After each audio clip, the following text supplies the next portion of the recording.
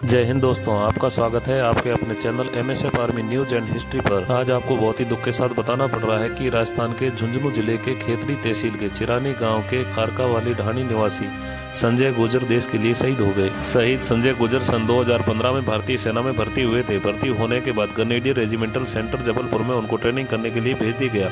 1 साल की ट्रेनिंग पूरी करने के बाद 5 ग्रेनेडियर रेजिमेंट में ग्रेनेडियर के पद पर तैनात हो गए। शहीद संजय गुर्जर के परिवार में उनके पिता नतमल, उनकी माता कमला देवी और उनका एक छोटा भाई संदीप है और एक बहन है। बहन की शादी हो चुकी है।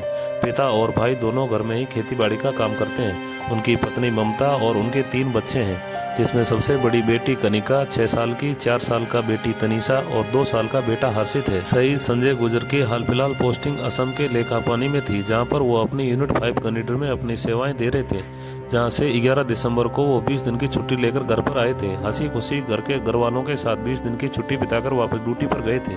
जैसे ही ड्यूटी पर गए तो उनकी अचानक से तबीयत खराब हो गई और उनको नजदीकी असम के अस्पताल में भर्ती करवाया गया। छुट्टी बिताकर वापस ड्यूटी पर जाते समय तीनों बच्चों से वादा करके गए थे कि अगली साल बहुत जल्द वापस छुट्टी आऊंगा, लेकिन भगवान को तो कुछ और ही मंजूर था। घर पे तो पहुंचे, लेकिन वो तिरंगे में लिपट कर पहुंचे। आपको बता दें कि 29 वर्षीय संजय गुर्जर ड्यूटी के दौरान उनकी तबीयत खराब होने से उनको नजदीकी अस्पताल में भर्ती करवाया गया, जहाँ से उनकी तबीयत ज्यादा बिगड़ने लगी तो असम से उनको दिल्ली RR हॉस्पिटल में रेफर कर दिया गया, जहां पर उनका इलाज चल रहा था। लेकिन इलाज के दौरान ही उन्होंने दम तोड़ दिया और वो देश के लिए शहीद हो गए। जैसे ही ग्रेनेडियर संजय गुर्जर के शहीद होने की खबर उनके परिजनों और गांव वालों को लगी तो पूरे गांव में शोक की लहर दौड़ पड़ी और परिजनों का रो रो कर बुरा हाल हो रहा था। आसपास से उनके रिश्तेदार उनके घर पर पहुंचने लगे और सांत्वना देने लगे। शहीद संजय गुर्जर को दिल्ली में सैन्य अधिकारियों द्वारा श्रद्धांजलि दी गई और सैन्य टुकड़ी द्वारा गार्ड ऑफ ऑनर देकर पार्थिव देह शरीर को उनके पैतृक गाँव के लिए रवाना किया गया।